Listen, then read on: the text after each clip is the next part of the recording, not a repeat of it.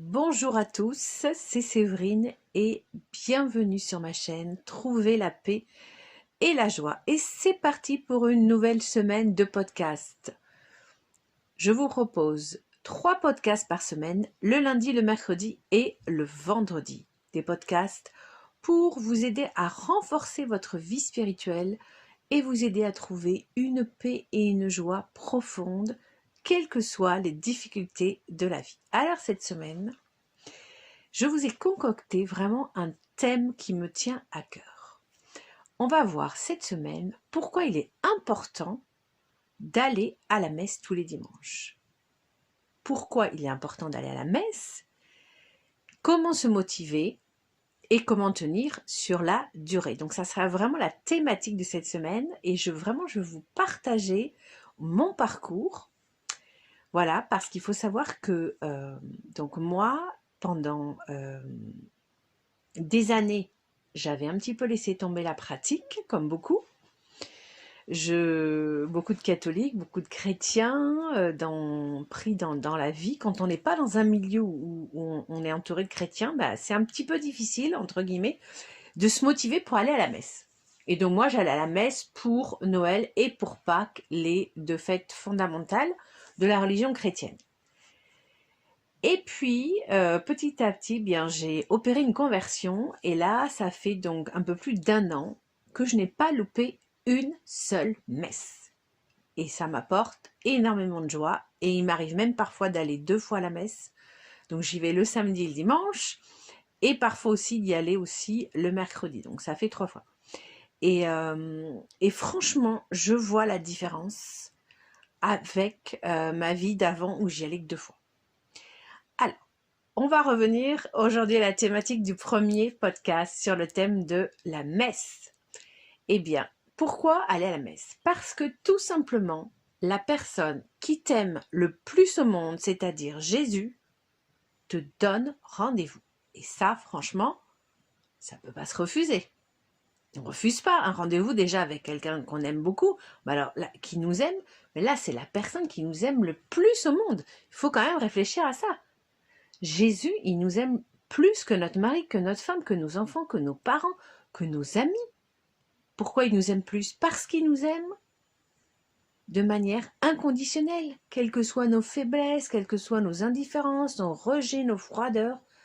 Il nous aime. Il ne nous fait pas la tête comme nos proches, on n'est pas très sympa avec nos proches, ils nous font la... Il n'y a jamais de tension.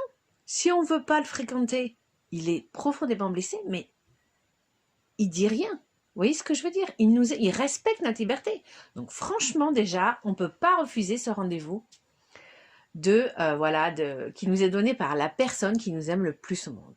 Et alors, qu'est-ce que c'est la messe? Pourquoi est-ce qu'on va à la messe? On va à la messe pour commémorer le sacrifice d'amour de Jésus pour nous.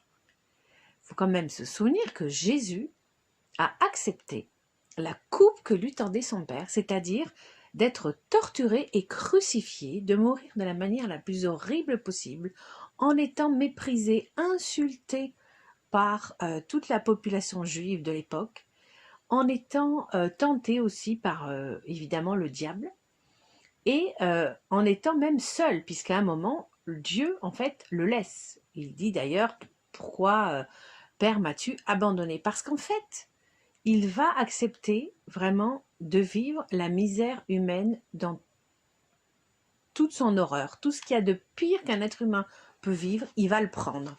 C'est-à-dire qu'il va prendre tous nos péchés, c'est-à-dire les péchés des personnes du passé, les péchés des personnes du présent de Jésus et les péchés de maintenant et de l'avenir. Il va prendre les péchés de tout le monde. Et donc les péchés, on se doute bien que ça fait quelque chose de terrible, d'une violence, d'une haine, d'un mépris, vraiment d'un désarroi terrible. Il va ressentir tout ça, comme n'importe quel être humain, parce que Jésus, c'est un vrai Dieu et un vrai homme. Donc vous imaginez qu'il a accepté cette torture inouïe qu'on ne peut pas concevoir, car ça dépasse vraiment l'entendement. Il a accepté sans se défendre, par amour. Il n'a jamais détesté les gens qui lui faisaient du mal. Il n'a jamais détesté les bourreaux. Il est mort sur la croix aussi pour eux.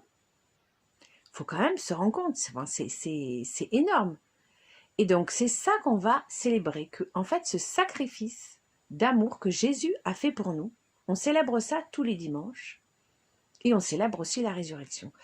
Et par ce sacrifice, Jésus, en fait, efface nos péchés, c'est-à-dire qu'il nous donne l'accès à la vie éternelle, si évidemment, nous acceptons de le suivre. Il nous offre son corps. Et l'Eucharistie, mais c'est fondamental. Comment se passer de l'Eucharistie? Non, c'est quand on réfléchit, on a la personne qui incarne l'amour par excellence, il nous donne une part de cet amour. Quand on prend l'hostie, c'est ça qu'on prend en nous. Donc comment ne pas se rendre compte de ça? Donc Jésus est réellement présent à la messe, il faut le savoir. S'il n'est pas là symboliquement, il est là au milieu de nous. Alors évidemment, on ne le voit pas. Mais dans l'hostie, dans chacune des hosties, il est là. Il est là. Il faut vraiment en prendre conscience. Et je pense qu'à partir de là, on prend conscience que Jésus est là. On va à la messe tous les dimanches. On ne peut pas refuser ce miracle qui a lieu tous les dimanches ou tous les samedis, si vous allez à la messe le samedi.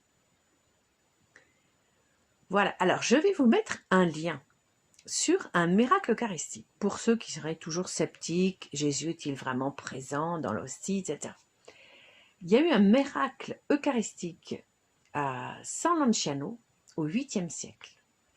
C'était l'histoire donc d'un prêtre qui était en train de faire l'Eucharistie et tout le monde doute, les paroissiens, les fidèles comme les prêtres. Nous sommes tous faibles. Il commençait à se poser la question, mais Jésus est-il vraiment présent? Et au moment où il a eu cette pensée de doute, devant lui, eh bien, il a vu l'hostie se changer en un morceau de chair. Et il a vu le vin se changer en du sang. Alors vous allez me dire, qu'est-ce que c'est que cette histoire? Eh bien, je vais vous mettre un lien et vous allez en savoir plus. Et tout ceci a été vérifié pendant des années par des tas d'analyses scientifiques. Voilà. Donc j'espère que ce premier rendez-vous pour vous expliquer l'importance d'aller au rendez-vous d'amour que Jésus nous donne vous a motivé. Et on se retrouve mercredi pour la suite. D'ici là, soyez bénis.